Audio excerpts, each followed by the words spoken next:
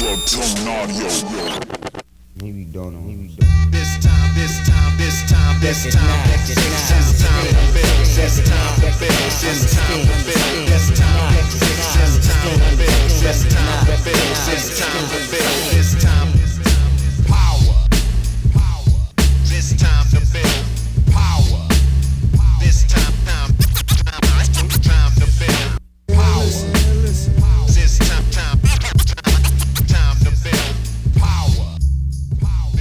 What's up, everybody? I'm your host, Chris Hampton. And I am Jess West. And I'm going to throw you a softball here with the duo because nobody ever gets them. And I want the feeling of satisfaction of someone else getting the duo that I name. So I'm nervous anyway. No, you're totally going to get this one. And together we form Jackie Gaddafi and Tonde Castillo. Boom. Magic. Can't not get that one. Especially with what we're talking about today. Very appropriate. Exactly. So what we're going to talk about today is something that you're well versed in because you are a former route setter. You're married to a route setter. A lot of your friends are route setters. Your clients are often route setters. So what we're going to be talking about are kind of the ways and the things that route setters can consider to make sure that they're staying healthy and able to continue training. Am I saying that right? Does that sound right to you? I think so. Basically, it's things that often come up with my clients, and the solutions are not as buried as they seem. So I'm hoping that whatever I share can be immediately implemented in your own training, or maybe it changes your mindset a little bit if training has become sort of a barrier to you as a setter. And that's a question we get often. You know, I hear from lots of route setters that are like, I just can't work and train and seem to have enough, or I keep getting injured, or I can't make progress, or something is always coming up, and it must be fucking hard. I mean, it's hard for me to have the energy to be in the gym for, 4 hours a week. And if you're in there all the time and forerunning and, setting and carrying holds around and hauling holds up and jugging lines and all of that, it's got to get really difficult. Yeah, I mean the short time that I did it part-time, that sounds funny, but for the time that I was considering pursuing route setting, I went home every day and I napped. I was just drained emotionally, physically, and I could not have gone back in later that day or stayed later. I didn't have the tactics at the time. I didn't know the amount of work that was ahead of me that day, and I didn't know how to balance the two. So to me, it was either I'm going to be a climber that trains and progresses, or I'm going to be a setter and I'll be good at this like niche set of skills, but I may or may not progress. And it seemed like it was a battle between the two, and I chose climber because I was just it's hard work. It's not for everybody. Do you know? I'm curious. Before we jump into these things, do you know route setters who essentially choose route setting and stop climbing for themselves? Most of them. Yeah, it seems like I think I've heard time and time again, if you want to get worse at rock climbing, become a route setter. Or if you want to stop rock climbing, become a route setter. Because it becomes not just about you and your climbing and your progression. The work that you're doing every day is for somebody else's progression. So not only is it physically demanding, but you feel like, well, this isn't for me anymore, and I don't get the chance, or I don't feel like I can pursue it to that degree. It's sad. It feels like it has to be that trade-off, but that's what I keep hearing, and it's not sustainable to do that even if you want to progress as a route setter. Like if you want to move up within the system and, set at larger events and that type of thing, you still do have to progress. You're very unlikely to already be at your maximum level when you become a route setter. So there's When still some progression to do. it's also this vicious cycle of like, I became a route setter because I loved climbing. Now I'm going to stop climbing to continue being a route setter, or stop my own personal climbing to be a route setter. Now I'm going to like start despising climbing, or being disgruntled against Resentful. climbing, because resentful because I don't get to climb for myself anymore, which is going to cause me to not like my job anymore, which is this whole, it's an easy slide to go down, I think. Yeah, I think you have to have a certain level of respect for the craft to decide, I'm going to pursue this. This is going to be my career and I want to progress in that way, versus I love the mystery behind a climb. I love not knowing the beta. I love solving the problem. I love, Mhm. those are the things that climbers typically attach themselves to and keeps them coming back. But for the setter, it has to be the love for the craft and the creation of those things. Yeah, well, I'm glad we're having this conversation because, I've said this a lot on the podcast, and I'll say it a lot in the future, but I think route setters are far more important than the average climber gives them credit for. They're creating this apparatus that we're using to learn and hone our skills on, and the biggest amount of feedback they get is, this route sucks, and things like that. It's hard to seek out a route setter and tell them they did a great job for some reason. So they get negative comment cards all the time, and they hear about how their routes are dumb and no one would ever do this outside, and all of this other bullshit that we love to blame our shortcomings on the route setters. That's essentially what most climbers do. So route setters, I appreciate you. And I will talk about this a little bit later on too, but there's a reason why the setters are kind of like behind the scenes and they don't want to present themselves. And part of it is what you just talked about, is like, well, I don't necessarily want to hear the negative, and I don't want to be bombarded with questions when I'm in the gym, because maybe that's my time to train or my time to climb. And I think even if you're not a route setter, hearing some of these challenges and the things that a route setter has to go through in order to be both a climber and a setter is still, I think, important for the typical climber or member to hear, Totally. in hopes that you'll appreciate setters a little bit more, and maybe you'll, kind of cut them some slack if they didn't set a 5-star route for you that day. Yeah, totally. Absolutely. All right, let's jump into your first talking point then. And just so everyone knows, you are running the show here pretty much. This is your area. So you're telling me where we're going. All right. Well, the first thing that is typically talked about with my clients and that I hear among setters in general is about energy. And that's either lack of energy, like I just don't know that I can give any more. I feel like I'm full time. I don't know where I can squeeze it in, or if my body will even let me do that.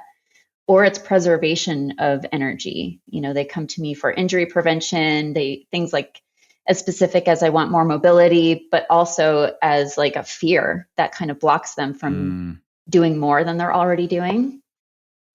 So as far as lack of energy goes, I mean, this one's kind of easy to grasp. It's a physically demanding job.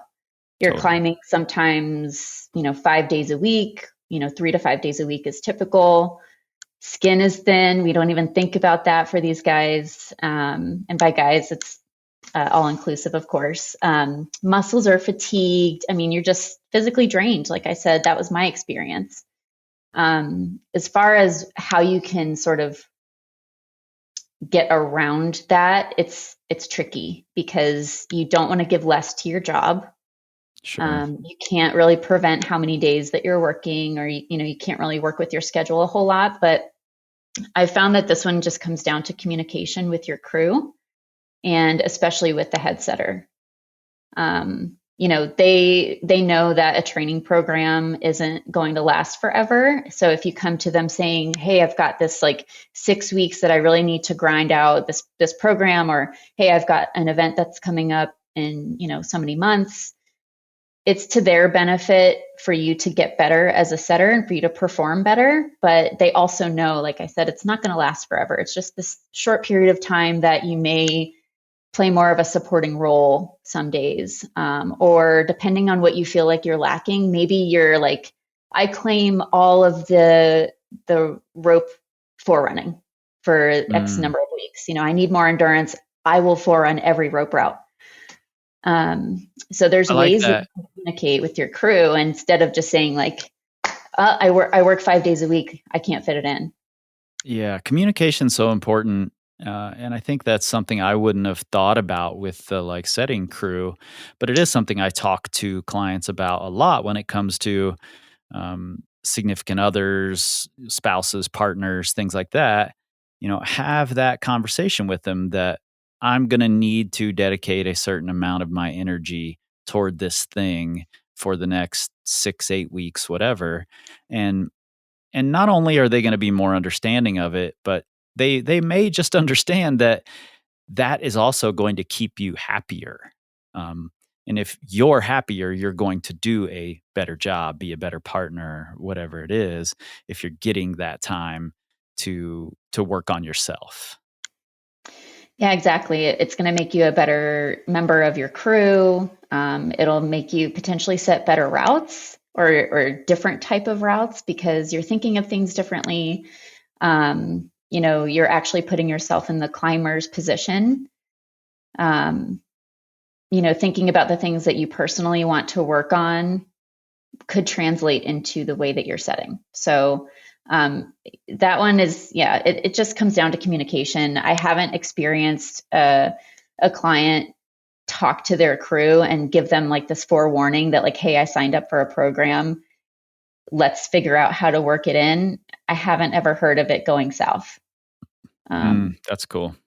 Yeah. And it doesn't have to necessarily mean that everyone has to, work around you and you're trading off, working hard days. That's certainly going to stay within your responsibilities as a setter, but knowing what you're going through and having them on your team and in your corner is going to also give you the confidence to do that training session and not feel like, guilt for totally, expending energy outside of route setting. Yeah, I love that. Communication's such an important part of damn near everything. So that's a great one to start with.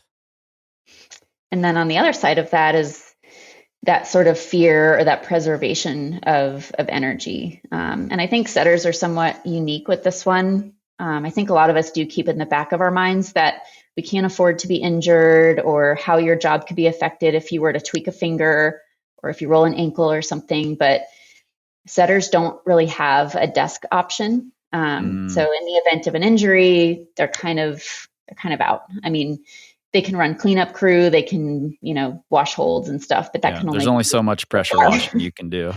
Yeah. So you add in the complexity of wanting to get stronger in advance of a competition or, being that key player in a small setting crew, and the stakes are instantly higher. So of course you're like, I don't know that I can take on a training program. If you've not done one before, you could be in fear of what that could entail. You might see crazy stuff all over the internet with, right. And think like, I'm going to hurt myself doing that, right. Or, that looks exhausting, or how does that play into my career and into my climbing? So, it's a real risk. It's a real thing that setters go through. But I think that this one also does sort of come into the same field of the last point was, just communicate with your crew, but also seek out effective programming. Don't get lost in what could be going on, on the internet or what you've seen or heard from other people. Seek out a good resource, talk to someone who's gone through a full training program, get their take on it, their learnings, because it's obviously different for every single person. And the same goes for route setters. Yeah, I love that. And I also think you know, I would counter with the point of, I understand where you're coming from when you say, like, I don't know if I can afford to do this, because I don't want to injure myself, or I don't want to, not have energy for the job. But then I would also counter to those head setters who get to make the decisions. You can't afford to not let them do it, because that's how they're progressing through the sport. It's how they're keeping themselves happy. It's why they still love climbing and are still coming in. Um, Progression is such a huge part of why so many of us do this, whether it's, and I'm not talking about grades, I'm talking about just personal development progression, so you almost can't afford to not let setters have the time and energy to do these things. Yeah, and you made me think of something else, like the things that you are in fear of could be the things that you're also needing to get out of programming, like the Totally. injury prevention and the endurance, like those types of things. You could actually be more efficient within your job if you had better energy reserves, and if you're able to gauge those things. Or, if you're afraid of getting injured, is there a reason why you're afraid of getting injured? Have you been injured previously? Are you at risk of overtraining because of the work that you're doing as a setter? So those are things that can actually be to your own benefit to, to work on within your program. So then they're not a fear for you anymore. Yeah, that's perfect. So that kind of leads into the next one, actually, is like effective programming, and doing the right thing and having the balance in your schedule. So setters that come to me that are like, I just need more accountability, but with that comes more structure, or I'm just not even sure what to do because I'm a full-time setter. There's time constraints. If you're full-time, you're climbing 5 days a week, likely with no rest days in between. You're lucky if you have an admin day or something. So finding that time to train can be really tricky. And, I've found that setters tend to warm up pretty quickly, and they're getting plenty of climbing in during the week anyway. So a lot of what I focus on with them is it's not the climbing. It's much more specific than that. So the sessions can actually be pretty short and very focused. So you are able to find and carve out those times. It depends on the individual, but some folks need to like blast it all out in a single day. If I'm going to be in the gym, I'm going to be in the gym all day. And then others are like, I need that break in between. But just carving out a couple of hours to dedicate to your own progression is 100% possible. And I think it's less of a burden than you think, because you think, I'm already climbing so much, I don't want to climb anymore. And you definitely don't have to think of it that way. Yeah, it's funny. I would think, and I am not a route setter. I've never been a professional route setter, so I'm totally spitballing here. You can feel free to just shut me down if I say some wild shit that makes no sense. But it seems like you could look at your work schedule and the things you're doing in your work session, and sort of fit those into categories of like, hard boulders, or a capacity type of workout. They could fit into those sorts of categories, whether it's strength and power focused or endurance focused or whatever, or it's capacity, just hard boulders, low intensity endurance if you're doing a day where you're setting a bunch of easy stuff that you have to forerun. Um, it seems like you could fit it into those categories, and then think of those as pieces of your training. Maybe not across the board, maybe not every session lines up with your training, but I suspect some of them have to, right? Yeah, they definitely don't have to compete with each other. It might be hard to have that kind of foresight in, what you might be setting that day, what the assignment is. Sometimes there's not an assignment and it's just, pick and choose grades or pick and choose style, things like that. So you don't always have the luxury of saying like, oh, well, this is a a bouldering day. I'm in the steep only. So where am I looking at like a power day or like a limit bouldering day in my programming? Okay, I can turn that into this. But when you do have that ability to see where there's overlap in what you're setting versus what's in your training program, 100%. Like while you're there, you are climbing anyway. So what can you look at in your week and like just chip off, while Mhm. you're setting that week.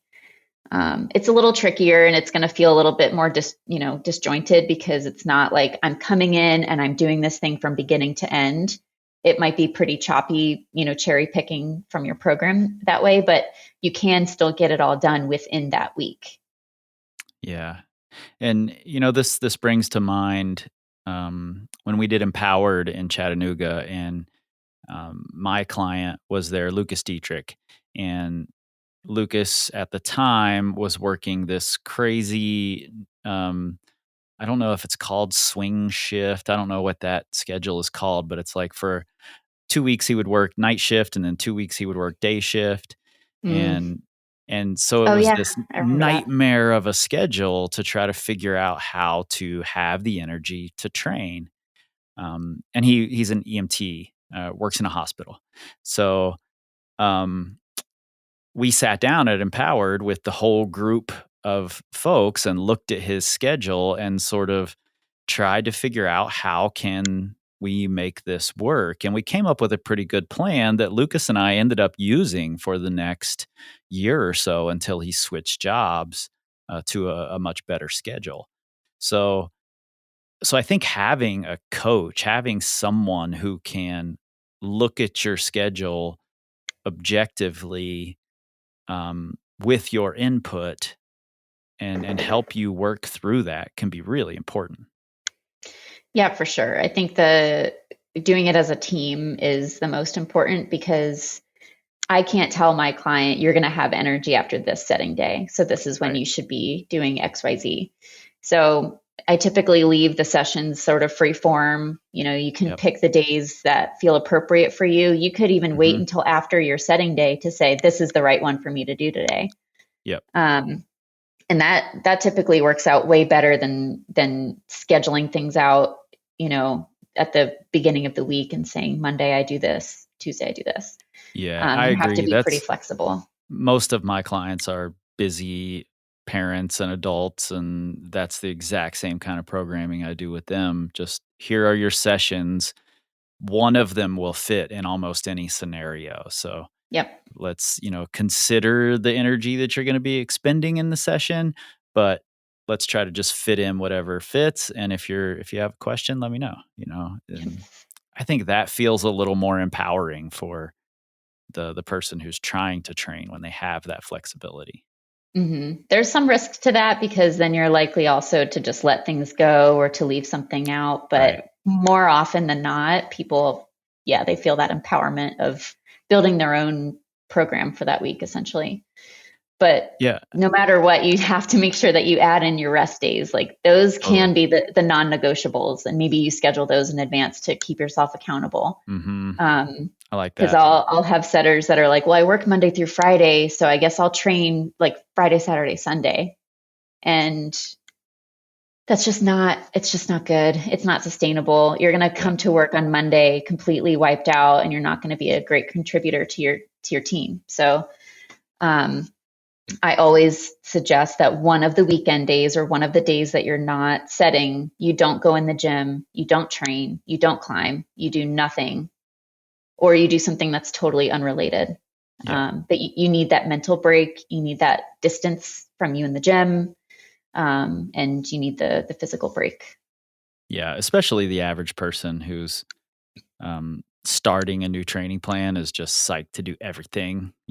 So, and that's doubly dangerous for a setter who's already in the gym, uh, you know, 25 to 40 hours a week or more, to pack more of that in. And Yeah. you had brought up that, we have to do it as a team because you can't know how they're feeling. And I just want to point out the other side of that, that the setter is coming in with this sort of preconceived notion of, here's the only thing that works for me, here's what's possible for me, and having a coach look at the schedule and say, well, what about this, what about this, what about this, can open up some doors that they maybe thought were just closed, and weren't even considering. So you're right, it is team, doing it as a team is a really important part of it. Even going as specific as looking at, what does your boulder setting day entail? How are you warming up for forerunning? What role do you play within your group? Yep. Because a lot of setters aren't warming up long enough because they just want to dive into the work and they want to just like start tweaking and getting on the climbs. But you know, if we can take that time early on to dive into what every setting day looks like, how long you're there, how much of it is actually climbing, you know, we can't know for sure, but as close as we can get, then we can also know like what energy you have left to give the rest of the week. Can we make some changes to how you're approaching forerunning? Can we, you know, let me better understand the role that you play within the crew? Like, are you the person that does the dynos? Are you the crimper? Are you the, like, sometimes you're the strong person on the crew. Like you climb the higher grades. And so like a lot of the harder climbs are left for you. All of those things are incredibly important to tell your coach so that they know when you're climbing at your limit, when you're doing more endurance. For sure. So all of that has to get kind of factored into your programming. You just sparked something in my head here, and this is a wild theory, but I might just fix this whole problem right now. Okay, do it. What if you are a sport climber and a setter, and on your team is someone who is a boulder and a setter? Your seasons are a little offset usually. Like the boulder wants it to be bitter cold, where the sport climber needs it a little more warm. So you both aren't training at exactly the same times. So you buddy up with someone who climbs the opposite of you. And then that way, when it's your time to train lower intensity, you take the easier stuff, the other one takes the harder stuff, and vice versa. Fixed it. Done. It all goes back to communication. Always. Yeah. But yeah, it's a mix and match of skill sets and goals, and like, you know, what's your specialty? What's your specialty? It doesn't have to be different disciplines even. It can just be like, well, I want to improve this skill. But so and so is always doing it because they're the designated forerunner for that. So let me at least pair up with them so that we can work on it together, or I can jump in sometimes. You know, you still want to be efficient. You don't want to like slow the team down, but you're setting all the skills, you're setting both disciplines. You have the exposure. It's just a matter of finding out where and when you can plug in. Yep. I love that. You want to take a break and then we'll come back and jump to the next one? I actually have more on scheduling and programming. All right, let's do it. Keep talking then. So this part's a little trickier because you tell me when it's time to take a break. You're running the show here. All right. I'll tell you. The other consideration that I touched on earlier is that a lot of setters are actually training for or trying to get to these higher level events, and they want to, you know, be on those crews. And you know, as climbers, we think of things like I'm taking a trip, or I have a project, or I just want to, you know, level up in general. Yep. Those are the reasons why climbers look into getting training. Setters, I think the closest that they can come to that is the feeling of planning a trip and you only get like 5 days or so to climb, and it's a place that you don't get to go to often. Like it's another part of the world. That's the feeling that a setter has when they've been selected for a crew, because even if it's in their home gym or it's, you know, a couple cities down, it's a once in a lifetime opportunity and they have to perform at their best. So that's something that they typically want to train for, to prepare, or it's a totally different discipline. You know, they got selected to be, you know, the female A junior finals, you know, route. but they're actually a male boulderer, and now they have to try to train endurance for the next X number of weeks or however long that they get. They also don't get a ton of notice. I think they usually get a couple months, but the stakes are super high, and the intensity is totally different than their day job. So they have to, typically endurance is like the key, because they have to pull a lot of hard moves, and they have to do that for, roughly 5 days or so. But when it's a higher level event, they are typically setting and forerunning the finals boulders early in the week. So think about compression, coordination, typically powerful, bigger moves, a lot of fiberglass, so your skin gets wrecked early on. Right. Jet lag can be a thing, of course, but otherwise you want them to be as fresh as possible for the early part of the week. The challenge then is that sometimes they're working their normal jobs all the way up until the day that they fly out or the day that they travel. So they don't have that luxury of sort of peaking and then deloading and then getting ready to perform. They're already performing at a high level all the way up to the day of the event. And then after they set those finals, the week isn't over. Now they have to strip the finals boulders or move to a different part of the gym. And then they have to set and forerun all the qualifier boulders, which in a lot of cases are actually harder than the finals climbs. Because there's more time for the climbers to actually get on them, figure them out, move on them. So the intensity is still high, but way higher volume. So if you have the time, you have to try to up your endurance, because that alone can be a game changer in how you perform. And when you say endurance, are we talking like, on the wall endurance? Are we talking all day stamina? What sort of endurance are you talking about there? All of the above. All of the above. I mean, the days are long and there's not a lot of breaks.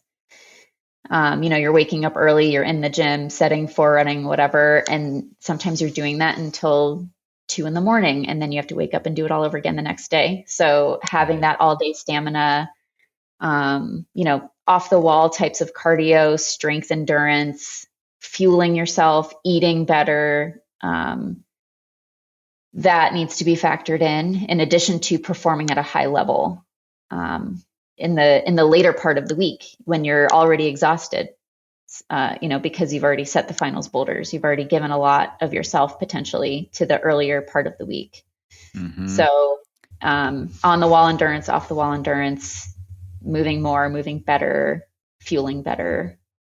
So it probably pays for Routesetters to sometime early in their career build up a big engine, so to speak, that they have, this large base of aerobic capacity that they can use when they encounter these long days and they want to be able to recover quickly.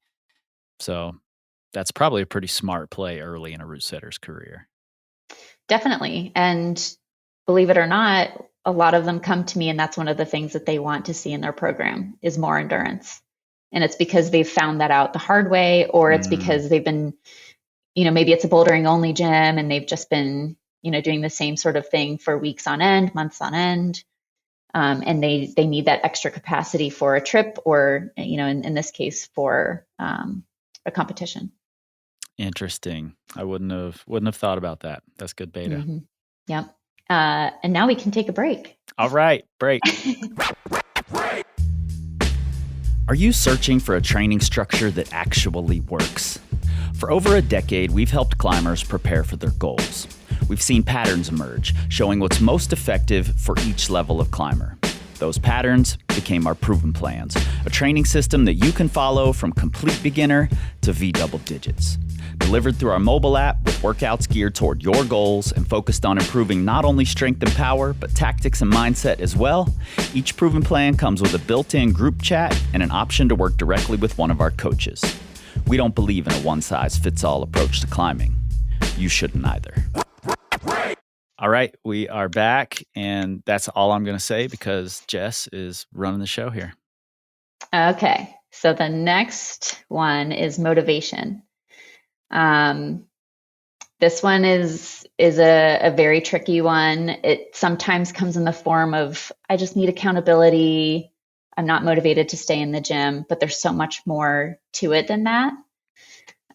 It's really hard. I don't know if you've ever done it, but to play the same place that you work is just not fun. It's exhausting mentally. Yep. Totally. So finding ways to create separation, finding ways to leave the workplace and still get your training in. I mean, unless you have a full home setup, it's really challenging to do. So, if you have another gym that you can show up to, even if it's a competitor, just do it.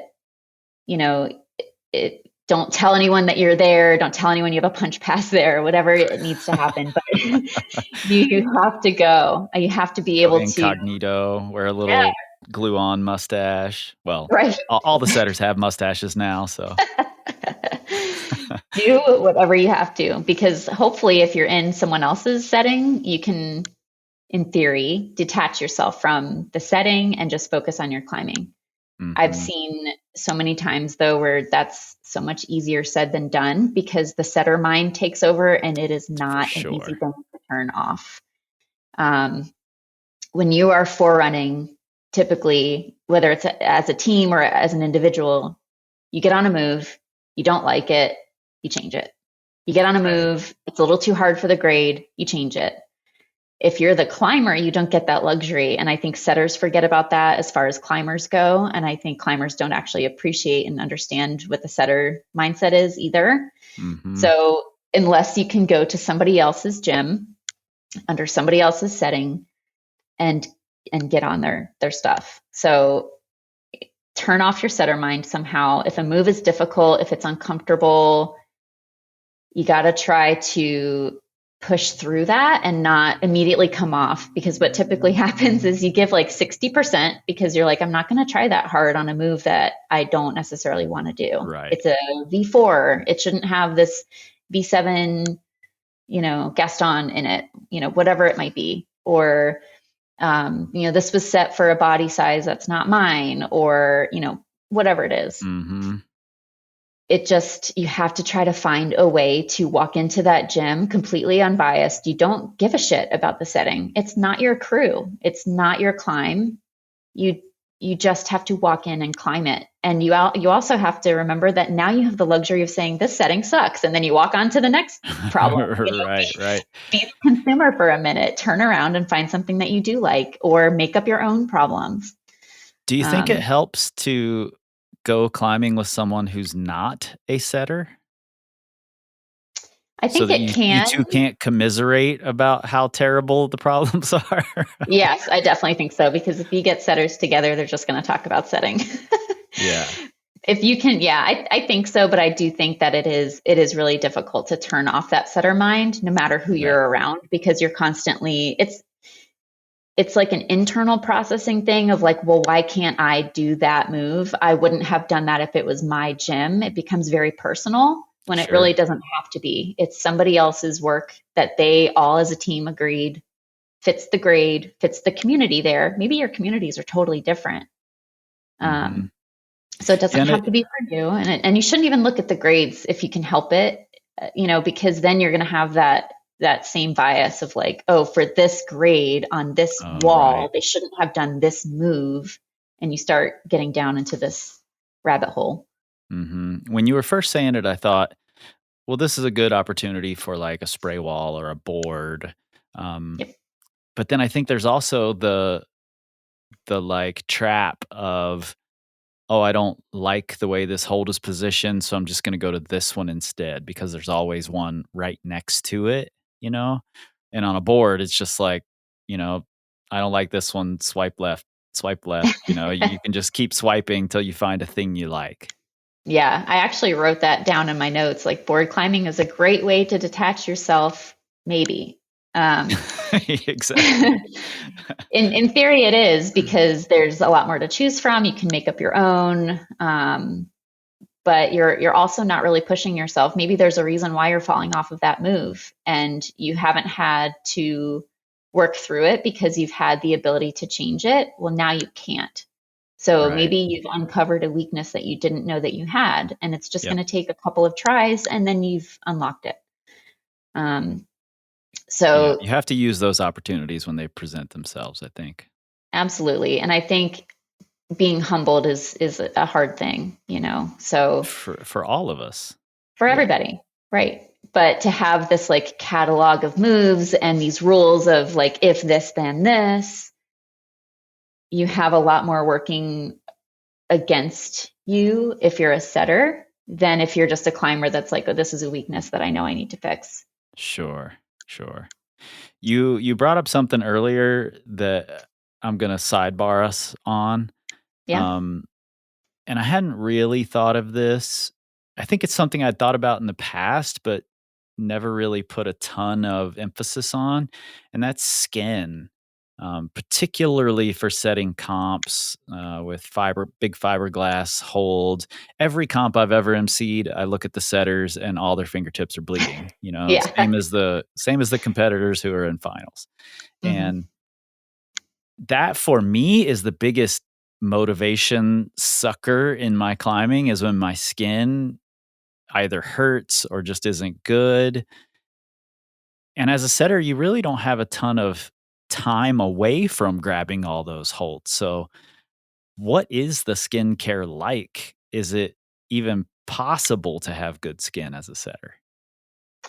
I think they have decent skin going into it, but you can't make up for the amount of times that you're touching fiberglass. You can't do Mhm. that in your everyday. You can't necessarily prepare for that. You could within your training stick to mostly fiberglass holds as you get closer. Um, And just because build up the callus for it. right, because you know that that's going to show up. I've also experienced like they just have a different, they can push beyond where I am willing to go. Mm, When my skin hurts, it holds me back. When their skin hurts, oh well. yeah. I'm And old and fragile, so I'll yeah, quit the ouch, this hurts, second I'm it done. oh, ouchie, I'm done. Yes, 100%. Going back to the setter mind and the motivation. If you do have that home setup, I mean, or even if you have a little bit that you can do at home, do as much as you possibly can so that you're not at the gym any longer than you have to be. Mhm. Um, because for some setters, that the distance that they're driving or whatever it might be, they want to get in the gym, work, continue to train, and then go home so that once they're home they're done, they can shut off. But for other people, they need that break in between because that actually does help Yeah. them turn off that setter mind. They need that separation for a minute, go home, shower, change, eat food, and then you come back as just a member.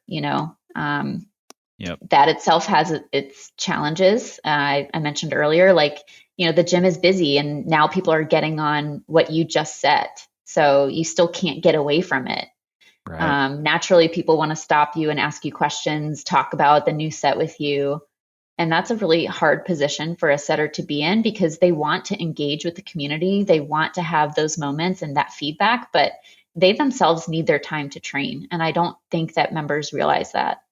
So I don't know what that solution is. I think it depends on the community. It depends on, the busyness of the gym.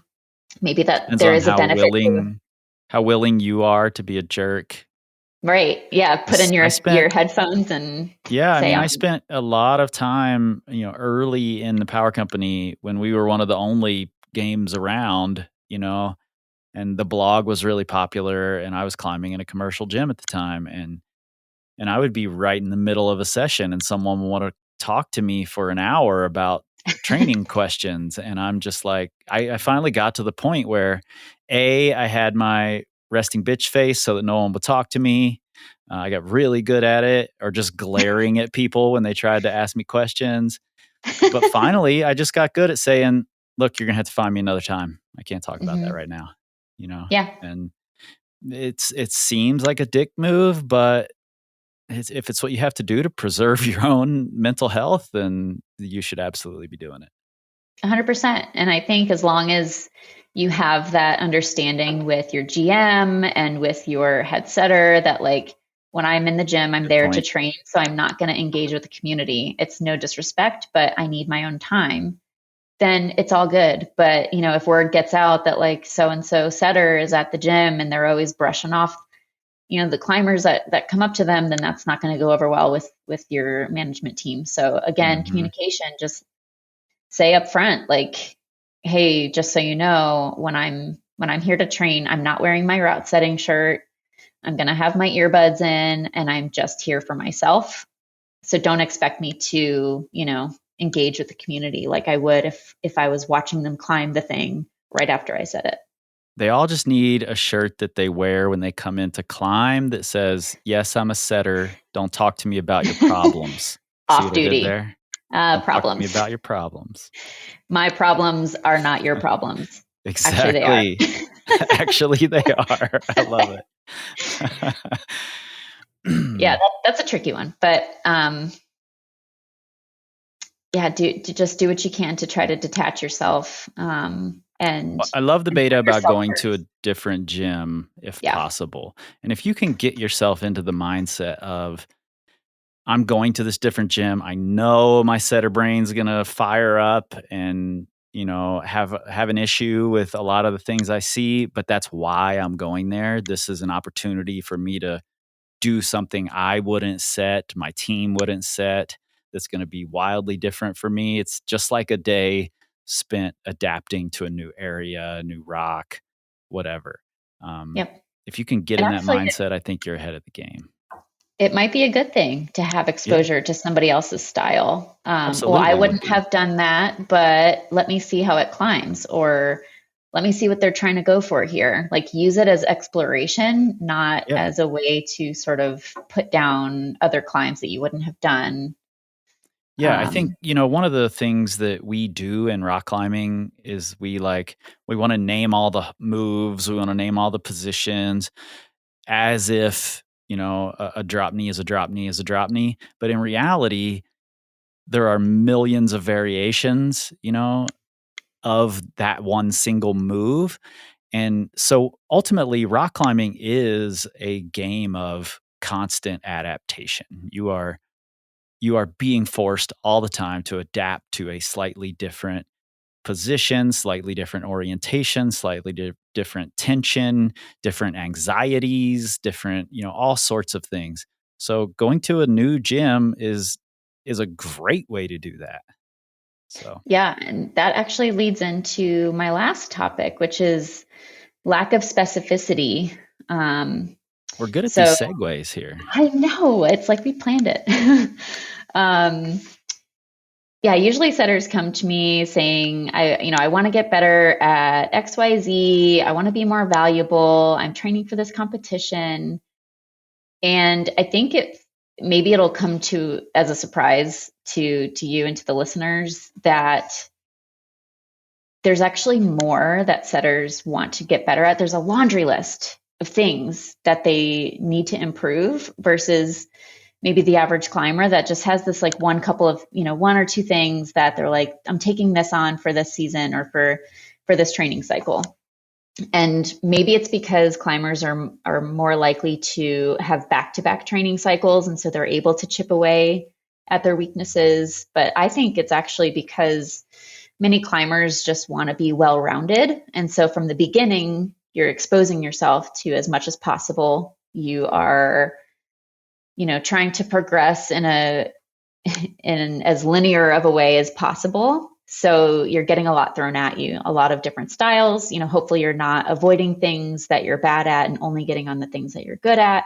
But for setters, it's actually that. They Mhm. typically have their skill set and they have this position within their crew and they just continue to hone that skill set because of the dynamics with their team. So Yep. you might have someone who's better at crimping, someone who's great at coordination, or a smaller setter that is typically used to gauge body size, or they're specifically, utilized for youth climbing or whatever it might be. But because of their like niche, they don't always have the opportunity or have that like gentle nudge to climb outside of that. So Right. they'll come to me with like a list of hold types, angles, styles of climbs. I've had a setter that was like, I need to get better at lock-offs, pockets, tiny crimps, compression, coordination, and climbing in a small box. Also, I need to get better at hip mobility. And I'm like, All right. okay, Let's do all that today. where do we focus? Yeah. um, so, and also considering the competition angle, sometimes the crew is selected because of that skill set, Right. that each individual has. They're building this crew that as a whole, they can get through this week of setting together, but individually, there's no way they could have done it. So setters almost cannot be very well rounded. It's nice for Mhm. them to have a good baseline, but it's beneficial to them as a valuable member of a crew to have a niche or to have this like very specific skill set that maybe someone else on the team doesn't have. I'm going to throw Um, another theory at you here.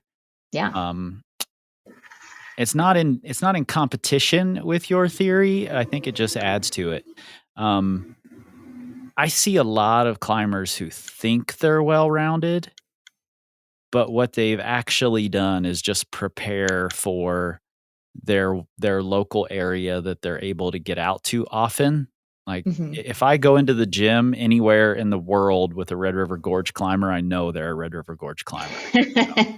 They might think they're really well-rounded, but they climb like a Red River Gorge climber.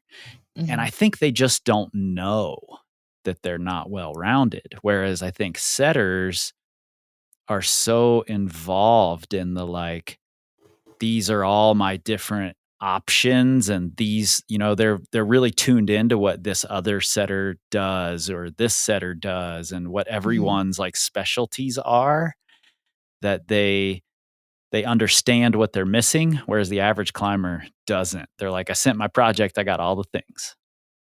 Yeah, and it's not that the setting crew doesn't all climb on those things. Just because you are Right. not the coordination climber doesn't mean that you don't have to forerun it. It just means that that is not your specialty, so you may not actually get the move. You might Yeah. take more attempts on it than somebody else, but you actually might be a better representation of the climbing community that needs several attempts. They're not just going to Mhm. dial it in. So you might actually be able to determine the grade a lot easier than somebody who's amazing at coordination and set the coordination move. Totally. It could feel D0 to them. And So, setters also have this like really concentrated experience of being able to compare themselves with other people who can do the things they want to be able to do. mhm. We get it in the gym if we see somebody send a thing we're working on, but the setters are very often there. This move is really hard. Oh, that person just floated it. They Mhm. get to watch it in this really concentrated experience. So it's really imprinted on them. I need to get better at that and that and that and that.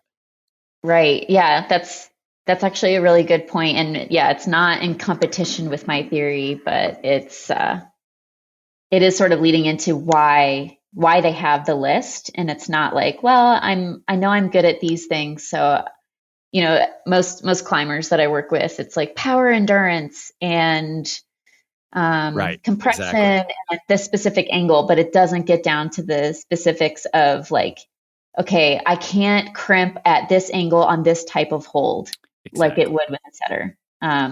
Most And yeah, climbers come in like, I need to get better at strength and power endurance. I'm like, oh, you don't say. yeah, and tell me more. Yeah, so I think having the exposure within their crew Hmm. and then being tested on that within a competition or when they're setting with a different crew, it's very apparent to a setter what they're great at, what they're decent at, and what they really need to get better at in order to contribute at a higher level. Mm. Yep. So I think I sidetracked us a little bit. Are we s- are we saying that setters come in with too many specific things that they want to get better at? What are we saying here? No. Well, yes. So I think originally my thought is they themselves lack the specificity that they need in order to do X, whatever the goal is. Like the things that they're doing on their own at their job. Right. They get really good. They get really good at doing things they were already pretty good at.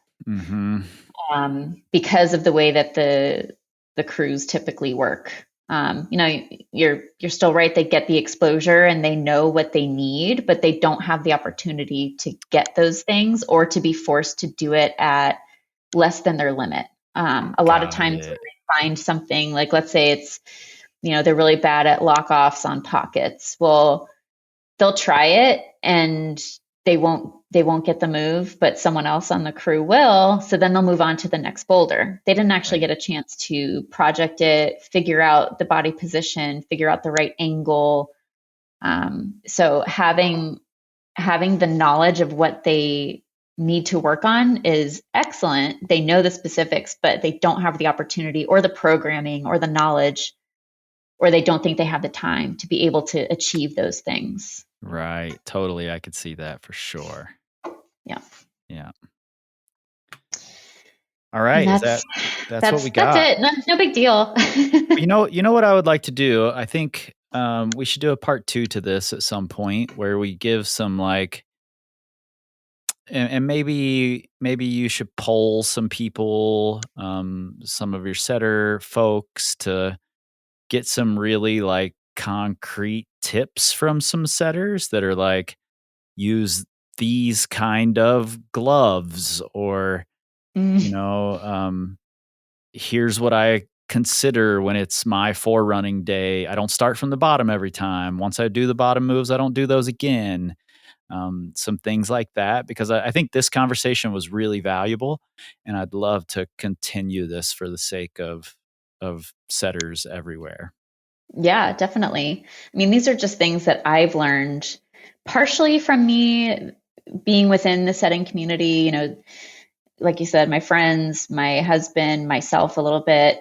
These are things that I've picked up, but mostly from the patterns that I've seen with clients. So I didn't learn a lot of this until I tried to train setters and realizing that these things continue to come up, but they're not talked about very much. So, I would love to bring these points directly to that community and have them test out these theories that we're talking about and then give their tips on how they got around the motivation, how they train the things that they're the weakest at, how they train or how they tend to schedule their week. Maybe we devise a little series of questions based on all of these and give them to a handful of setters and get their answers, either written or voice notes on their phones if we can get them to do that, and we'll make an episode out of it. Yeah, I would love that. Cool. Well, I think this has been great. I'm still stuck on communication because I hadn't even considered that. And I think it's such a powerful thing that so many people miss out on. And if they can combine it with all of these other things, I think it's so smart and can go a long way. So training doesn't have to be a secret, let your people know what you're doing and why you're doing it. And that could unlock a lot of these mental barriers, physical barriers. It's definitely nothing to feel not ashamed of, but it's nothing to hide. Everybody wants to improve. That's why we're doing it. Yeah. So setters included, just talk to your people. Yeah. And we, climbers out there who are not setters, say thanks to your setters and then just keep it moving, let them climb a little bit. Tip your hat to them and keep it moving. Exactly. My problems are not your problems. Yes. They are.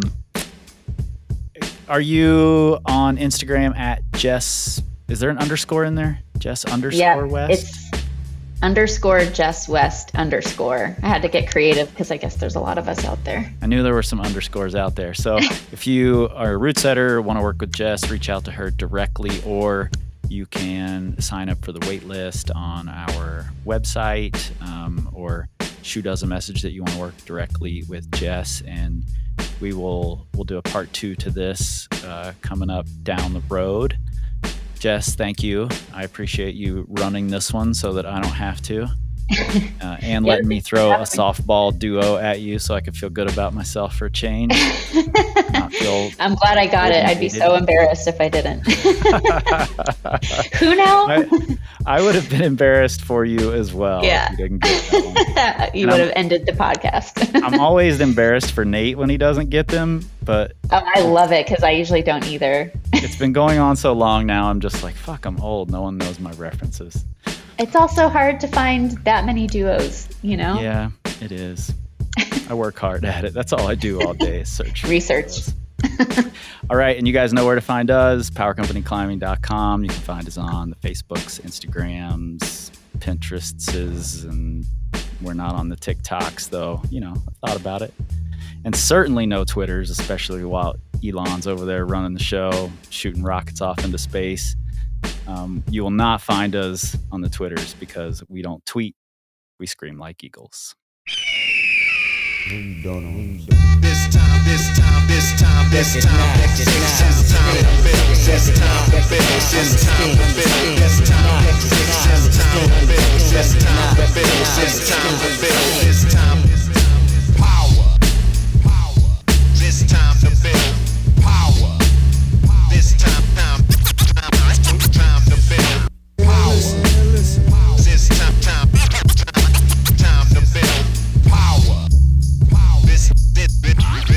This time to build power. This time to build power. This time to build power. This time to build power. This time to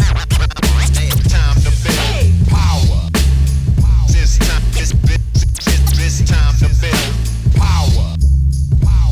This time to build. This time to build. This time to build. This time to build. This time to build. This time to build. This time to build. This time to build. This time. Cause Jah is the sinister character.